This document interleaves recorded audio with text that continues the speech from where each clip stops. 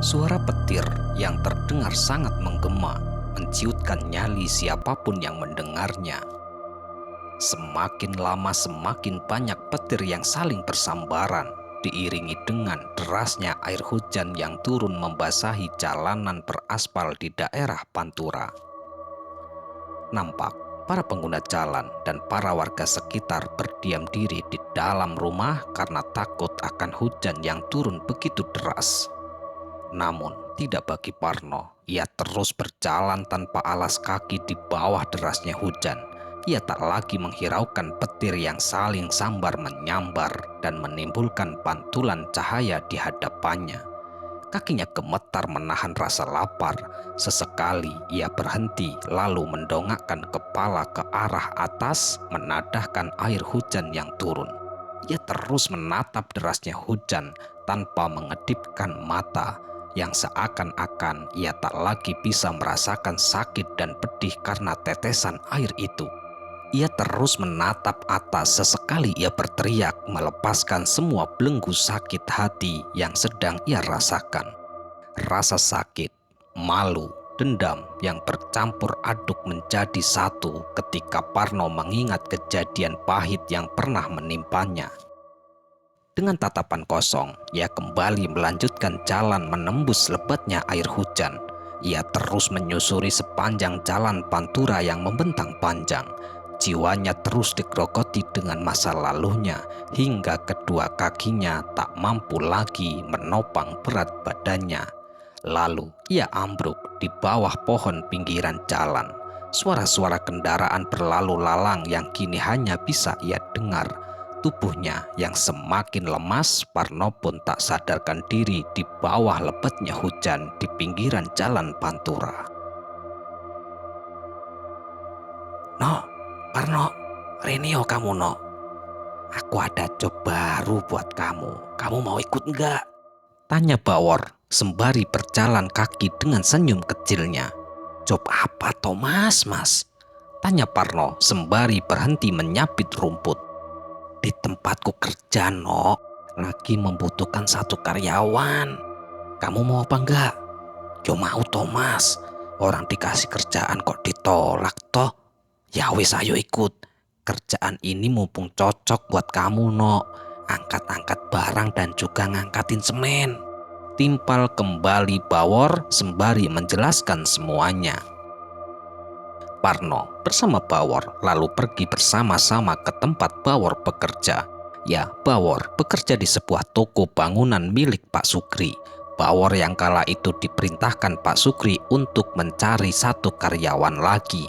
Ia pun teringat jika ia memiliki satu teman baik dan juga humoris, ia adalah Parno. Ya, Parno memang tidak secerdas orang pada umumnya, namun kejujuran dan juga keuletan dalam bekerja tidak bisa diragukan lagi. Bawor pun merasa cocok jika Parno bekerja di sana, sekaligus agar menjadi teman ngobrol dan juga bercanda melepas rasa lelah saat mereka bekerja. "Ya sudah, sekarang kamu bisa mulai kerja di sini, no," ucap Pak Sukri di depan meja kasirnya. "Oh iya, kalau kerja jangan lupa hati-hati, jaga kesehatan dan juga keselamatan bekerja, no," imbuh kembali Pak Sukri. Hari demi hari pun berlalu. Parno sebagai karyawan baru tentu ia sangat menjaga kepercayaan, kejujuran dan juga kedisiplinan saat bekerja. Hingga akhirnya tak terasa Parno bekerja di tempat Pak Sukri sudah 1 bulan lamanya. Dan ia pun semakin hari semakin betah dan juga nyaman. Selain pekerjaan yang memang sesuai dengan bidangnya, yaitu mengandalkan otot, Pak Sukri pun sebagai seorang bos sangat baik kepada semua karyawan dan juga Parno. Tak ada kata-kata pilih kasih untuk Pak Sukri kepada karyawannya, semuanya ia anggap sama. Malam pun tiba, malam yang semakin larut. Namun malam itu nampak cerah dengan rembulan menampakkan wujudnya dengan sempurna. Yang itu artinya malam itu adalah malam purnama. Ditambah angin yang berhembus semilir dengan pelan menambah suasana malam semakin bersahabat bagi Parno dan juga Bawor. yang kala itu tengah duduk santai di atas kursi bambu di bawah pohon mangga di depan rumah Bawor. Dengan ditemani segelas kopi hitam dengan sajian satu piring berisikan ubi ungu rebus, Parno dan juga Bawor nampak asik tengah mengobrol kesana kemari. "Nok, gimana? Betah nggak kamu kerja di sana?" tanya Bawor sembari mengambil sepotong ubi rebus. "Yo betah toh mas. Oh ya Nok, aku punya tantangan buat kamu Nok," tanya kembali Bawor. "Tantangan opo meneh Thomas, mas?" tanya Parno sembari menyeruput kopi hitam. "Aku ada kenalan cewek cantik no. Kalau kamu bisa dapetin, kamu tak kasih jempol 4. Kamu tak anggap jadi laki-laki sejati. Tapi no," ucap Bawor memotong omongannya sendiri. "Tapi opo mas?" tanya Parno. "Tapi cewek itu anaknya Pak Sukri no." "Eleh, kecil mas. Wong anaknya Pak Kades saja aku berani kok, apalagi cuma anaknya Pak Sukri." Serius kamu Nok? Kalau memang kamu serius, besok kamu ikut aku. Biasanya itu Pak Sukri setiap akhir bulan menyuruhku untuk mengantarkan uang kiriman anaknya di kosnya Nok. Namanya Ningrum, masih SMA, bocah cantik banget Nok." "Gampang itu mah, pasti bisa aku mas," timpal kembali Parno yang merasa yakin menang atas semua tantangan dari Bawor. Parno bersama Bawor kembali melanjutkan obrolan mereka. Tak terasa waktu semakin larut, begitupun mereka yang larut dalam obrolan dan juga candaan yang sesekali menimbulkan tawa bebas di antara mereka berdua. Pagi hari pun tiba. Parno bersama Bawor kembali berangkat bekerja dengan menggunakan sepeda motor milik Bawor dengan posisi Bawor digonceng oleh Parno. Mereka berdua pun lalu mengawali pekerjaan mereka masing-masing di toko bangunan milik Pak Sukri. Bawor mulai mengantarkan barang, sedangkan Parno kala itu mulai menurunkan semen dari truk fuso berwarna hijau. Waktu demi waktu pun terus berlalu tak terasa, dan pada saat itu tibalah tanggal tua. Pak Sukri kala itu langsung memanggil Bawor untuk memintanya mengantarkan kiriman kepada anak gadisnya. Pak Sukri memberikan satu kardus makanan lalu memberikan satu amplop putih yang berisikan uang kepada Bawor. Bawor kala itu meminta izin kepada Pak Sukri agar Parno bisa ikut menemani Bawor mengantarkan kiriman. Setelah Pak Sukri mengizinkan, berangkatlah mereka berdua menggunakan sepeda motor milik Pak Sukri. Kurang lebih 1 jam lamanya perjalanan mereka berdua. Akhirnya mereka pun sampai di sebuah asrama khusus putri dekat dengan sekolah SMA. Tanpa basa-basi, Bawor pun langsung turun dari sepeda motor langsung menuju ke kos Ningrum disusul Parno di belakangnya dengan membawa satu kardus dan satu amplop di saku bajunya. Parno bersama Bawor lalu duduk di teras depan asrama Ningrum dan tidak lama kemudian Ningrum pun keluar dengan membawa satu nampan berisikan 2 gelas teh hangat. "Monggo mas, diminum dulu tehnya," ucap Ningrum dengan senyum kecil. Parno yang kala itu baru pertama kali melihat anak gadis Pak Sukri pun langsung melongo menatap takjub akan kecantikan Ningrum. "Nok, kesambet nanti kowe," sela Bawor yang kala itu membuyarkan lamunan Parno yang masih membayangkan akan kecantikan wajah Ningrum. Bawor lalu memperkenalkan Parno kepada Ningrum dan di saat itu Ningrum pun langsung menerima perkenalan dengan baik dan juga sopan. Dan pada saat itu terjadilah perkenalan di antara Parno dan juga Ningrum. Setiap harinya kini Parno selalu terbayang-bayang akan kecantikan wajah Ningrum dan juga senyuman manis darinya. Hingga akhirnya Parno setiap 1 minggu sekali, tepatnya di waktu malam minggu, Parno pun mulai memberanikan diri untuk menemui Ningrum. Hubungan Parno dengan Ningrum semakin hari semakin intens dan akhirnya Parno pun mulai menyimpan rasa suka kepada Ningrum. Parno yang sudah tak sanggup menahan perasaan yang ia pendam selama ini Ia pun berniatan mengajak Ningrum bertemu di sebuah pinggiran kali dekat dengan rumah Pak Sukri yang kala itu kebetulan Ningrum akan pulang ke rumah. Dengan ditemani 2 teh gelas dan 1 bungkus roti, mereka berdua pun mulai larut dalam obrolan. 2 mata saling bertatapan dengan diiringi detak jantung yang berdebar akibat dilanda rasa cinta. Parno pun mulai membuka obrolan. "Ningrum, kalau boleh jujur, sebenarnya aku itu suka sama kamu." Dengan tangan gemetar, Parno pun mengutarakan semua isi hatinya kepada Ningrum. Namun siapa sangka cinta Parno kala itu benar-benar diterima oleh Ningrum. Dan setelah itu, mereka berdua pun tak pernah melewatkan malam minggu untuk bertemu. 3 tahun tak terasa mereka menjalani hubungan itu tanpa sepengetahuan Pak Sukri. Ningrum yang kala itu sudah berkuliah dan juga sudah tumbuh menjadi seorang gadis dewasa, ia pun ingin memperjelas hubungan ini akan mereka bawa sampai kemana. "Mas, maaf ya mas, kita kan sudah lama pacaran seperti ini mas. Mau sampai kapan kita itu selalu bersembunyi-sembunyi seperti ini? Sepandai-pandainya tupai melompat, pasti akan jatuh juga mas. Aku tidak mau melanjutkan hubungan tanpa restu orang tua mas. Tentu semua itu telah melanggar norma dan etika. Hubungan yang baik adalah hubungan yang direstui kedua belah pihak keluarga. Kalau boleh jujur mas, aku sudah terlanjur cinta denganmu mas. Tapi jika kamu tidak segera membicarakan baik-baik kepada keluargaku, aku mohon mas, aku mohon, aku tidak bisa melanjutkan hubungan ini," ucap Ningrum. Dengan linangan air mata mulai membasahi pipinya. Parno hanya menundukkan kepalanya, ia mencerna semua nasihat dari Ningrum. Parno tak mempunyai mental jika dia harus berhadapan dengan Pak Sukri sekaligus bosnya sendiri. Ia pun beranggapan jika Pak Sukri tak akan merelakan anak gadisnya menikah dengan seorang pria yang berprofesi sebagai kuli panggul di tokonya. "Maaf dek, kalau bapak tidak mengizinkan, apakah kamu mau? Apakah kamu mau kawin lari denganku dek? Kita pergi sejauh mungkin," jawab Sukri.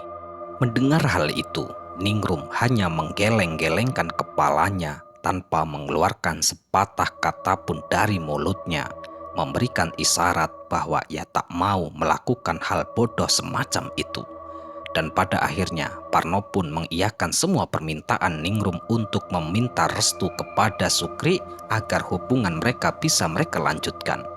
Dengan jantung yang berdebar kencang, kaki gemetar karena rasa takut, cemas dan juga harapan menyelimuti hati Parno, ia pun melangkahkan kaki ke rumah Pak Sukri. Dan pada saat itu Parno pun langsung mengutarakan semuanya kepada Pak Sukri tentang hubungannya dengan anaknya. Mendengar hal itu, Pak Sukri pun langsung berdiri dari tempat duduknya dengan tatapan tajam ke arah Parno lalu berkata, "Nok, kamu itu ngaca, Nok. Berarti selama ini kamu sudah diam-diam bermain di belakang saya, Nok. Kamu itu cuma karyawan di sini, Nok. Sudah sana. Sana pergi, jangan mimpi kamu itu bisa mendapatkan Ningrum. Tidak pantas Ningrum itu untukmu, Nok," ucap Pak Sukri dengan nada tinggi sembari telunjuk tangan kanannya menunjuk-nunjuk Parno yang tengah duduk bersimpuh di depan kursi tempat duduk Pak Sukri. Sudah kamu pergi sana. Jangan kerja di sini lagi kamu. Aku tidak mau lihat mukamu lagi, no. Sana pergi. Ningrum itu sudah saya jodohkan dengan anak juragan Lele," bentak kembali Pak Sukri.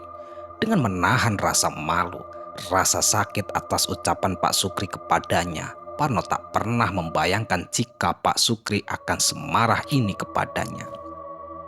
Namun, Parno mulai menyadari bahwa ia hanya seorang laki-laki miskin yang tak mempunyai keahlian apa-apa selain menjadi buruh angkat di tokonya itu.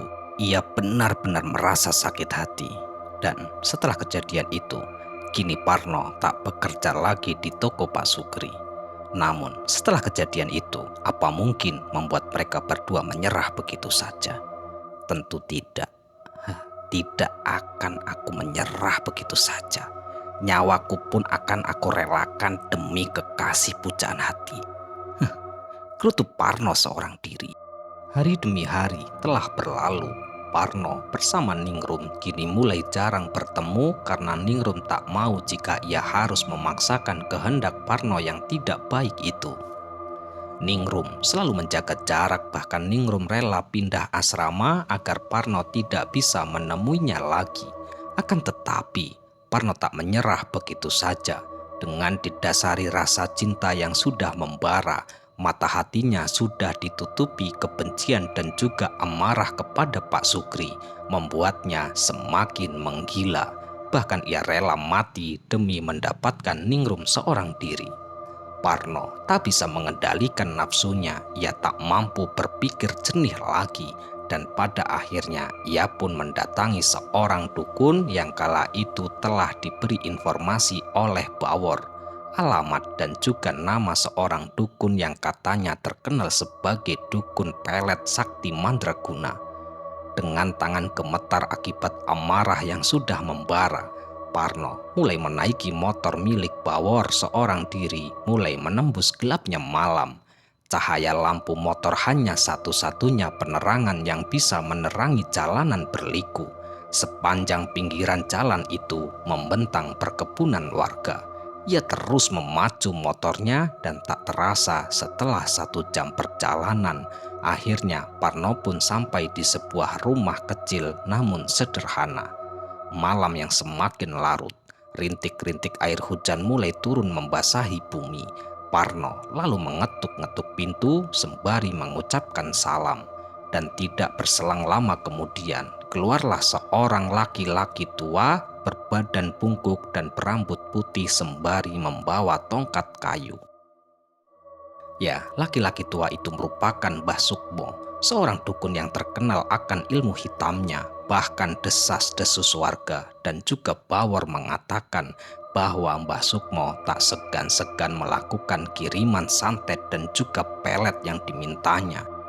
Dengan memberikan amplop yang berisikan uang yang Parno peroleh dengan cara berhutang, ya, ia benar-benar sudah tidak bisa berpikir waras lagi.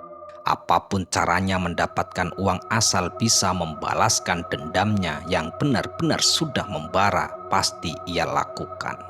Parno kala itu langsung memberikan 1 bungkus kertas yang ia lipat, yang berisikan sehelai rambut Ningrum dan juga foto ayunya. Parno benar-benar sudah bertolak belakang dengan rasa cinta yang membutakannya. Tentu semua tindakannya kala itu ia anggap benar. Padahal ketika cinta bersemayam, 2 insan harus menjaga. Namun tidak bagi Parno kali ini. Asalkan Ningrum bisa ia dapatkan walaupun resikonya sangat besar akan menimpa kekasih hatinya. Mbah Sukmo mulai duduk bersila. Ia mulai membakar kemenyan dan mulutnya berkomat kamit membaca mantra. Mbah Sukmo lalu membungkus rambut dan juga foto Ningrum menggunakan kain kafan dengan dicampur setetes darah Parno. Ia kembali berkomat kamit membaca mantra, lalu Mbah Sukmo mengikat 2 bungkusan kain kafan berbentuk pocong itu, ia satukan menjadi 1 dengan dipenuhi lilitan benang nilon di bagian leher bungkusan itu. Asap kemenyan itu mulai memenuhi ruangan semedi Mbah Sukmo dan tiba-tiba saja terlihat bola berputar-putar di atas mereka yang menyalakan merah kobaran api. Bola itu terus melayang-layang lalu menghilang entah kemana. Dan pada saat itu suasana nampak sunyi, lalu Mbah Sukmo berkata, Sudah selesai. Kamu tinggal tunggu reaksinya besok. Bocah itu akan tergila-gila denganmu, Le. Dia akan selalu mengingat-ingatmu, mencari-carimu. Mbah sudah mengirimkan kepada bocah ayu itu pelet tali asmoro. Tapi ingat, semua resikonya itu, Le. Bahkan bocah itu bisa gila, bahkan bisa sakit lalu jatuh meninggal. Dan pada saat itu Parno tak menghiraukan semua akan resikonya. Setelah usai Parno kembali dengan membawa harapan besar. Dan benar saja 1 hari setelah ritual itu, Tiba-tiba saja kala itu Ningrum menemui Parno di rumahnya. Tak ada angin, tak ada hujan. Ningrum yang akhir-akhir ini sudah tak pernah ada kabar. Tapi tiba-tiba datang dan mengatakan bahwa ia tak bisa tidur satu malam suntuk karena selalu terngiang-ngiang wajah Parno. Parno pun merasa bahagia, ia telah merasa berhasil menaklukkan hati sang kekasih. Namun siapa sangka semua ini adalah awal petaka bagi mereka. Hari demi hari pun berlalu. Ningrum yang kala itu berada di asrama yang biasanya 1 minggu sekali ia pulang. Namun 2 minggu ini Ningrum tak pernah ada kabar dan juga tak pernah pulang, yang membuat Pak Sukri khawatir atas keadaan anak gadisnya. Dengan didorong rasa kekhawatiran sosok sang ayah kepada anak, ia pun langsung menuju ke asrama anaknya tinggal di dekat sebuah sekolah tinggi kesehatan. Dan pada saat itu Pak Sukri tak bisa menemukan Ningrum. Dan tetangga Ningrum pun berkata bahwa minggu lalu ia melihat Ningrum pergi bersama seorang laki-laki dengan membawa satu tas besar. Pak Sukri pun terkejut mendengar penuturan tetangga asramanya Ningrum. Ia langsung meminta kepada tetangga Ningrum itu dan sekaligus teman satu fakultas dengannya. Dan pada saat itu Pak Sukri pun memperoleh alamat di mana Ningrum tinggal saat itu. Pak Sukri pun langsung menuju lokasi. Setelah ia sampai, ia langsung mendobrak pintu sebuah kamar kos dengan disaksikan para warga. Betapa mengejutkan kala itu Pak Sukri melihat anaknya tengah bersama Parno. Pak Sukri pun langsung memaksa membawa Ningrum pulang, dan kala itu Pak Sukri tak mau melanjutkan ke jalur hukum karena ia malu dengan para tetangga akan kelakuan anak gadisnya. Ia lebih memilih untuk memberi pelajaran kepada Ningrum, sedangkan Parno, ia tersenyum tipis melihat kehadiran Pak Sukri. Ia tak sedikit pun merasa bersalah. Ningrum kini dikurung di dalam rumah. Ningrum tak boleh keluar rumah oleh Pak Sukri kecuali jam kuliahnya. Selama Ningrum berada di rumah, ia seperti orang bingung. Ia mondar-mandir ke sana kemari sembari bergumam memanggil-manggil nama Parno. Namun Pak Sukri tetap saja dengan pendiriannya dengan maksud memberi pelajaran kepada anaknya. Pak Sukri tak sedikit pun curiga dengan tingkah anak gadisnya yang selalu merenung dan sesekali memanggil nama Parno. Akan tetapi, niat baik Pak Sukri memberi pelajaran kepada anak justru menjadi petaka baginya. Semakin kesini, keadaan Ningrum semakin parah. Ningrum tak mau makan, badannya kini terlihat kurus mengering. Pak Sukri melihat keadaan anaknya yang seperti itu, ia pun langsung mengobatkan sang anak ke dokter. Namun, dokter kala itu mengatakan jika Ningrum mengalami depresi berat. Semua dokter mengatakan seperti itu. Berbagai macam dokter sudah ia datangi, namun keadaan Ningrum tetap semakin memburuk. Pak Sukri tak sedikit pun percaya dengan seseorang dukun. Jadi pada waktu itu Pak Sukri hanya mengandalkan pengobatan dari medis tanpa sekalipun diobatkan secara supranatural. Hingga akhirnya keadaan Ningrum semakin parah. Dan pada saat itu Ningrum pun dinyatakan meninggal dunia dengan keadaan badan yang sangat kurus bagaikan orang kekurangan gizi. Setelah meninggalnya Ningrum, Pak Sukri baru menyadari bahwa semua penyebab meninggalnya Ningrum merupakan keegoisan sang ayah kepada sang anak. Sedangkan Parno kala itu mendengar kabar bahwa Ningrum meninggal dunia, dengan hati yang masih dipenuhi dengan rasa cinta, ia pun mulai sadar bahwa cinta telah membutakan mata hatinya.